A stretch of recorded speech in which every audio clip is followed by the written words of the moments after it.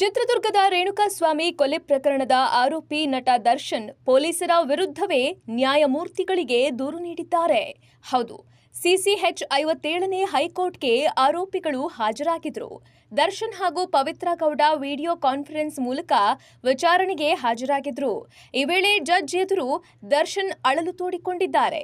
Court ಆದೇಶವನ್ನ ಜೈಲಿನ ಅಧಿಕಾರಿಗಳು ಪಾಲಿಸುತ್ತಿಲ್ಲ ಅಂತ ಆರೋಪಿಸಿದ್ದಾರೆ. ವಿಡಿಯೋ ಕಾನ್ಫರೆನ್ಸ್ ವಿಚಾರಣೆ ವೇಳೆ ದರ್ಶನ್ ಅವರು ಬಿಳಿ ಬಣ್ಣದ ಜಾಕೆಟ್ ಧರಿಸಿದ್ರು.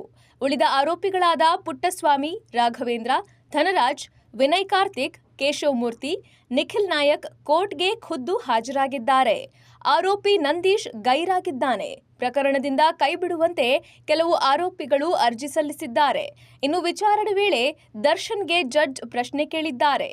ಕೋರ್ಟ್ ಆದೇಶ ಪಾಲನೆ ಆಗ್ತಿದೆಯಾ ಅಂತ ಜಡ್ಜ್ ಪ್ರಶ್ನೆ ಕೇಳಿದ್ದು, ಈ ವೇಳೆ ಪ್ರತಿಕ್ರಿಯೆ ನೀಡಿದ ದರ್ಶನ್, ಇಲ್ಲ, ಆದೇಶಗಳನ್ನ ಪಾಲನೆ ಮಾಡ್ತಿಲ್ಲ ಸರ್ ಅಂತ ಹೇಳಿದ್ದಾರೆ.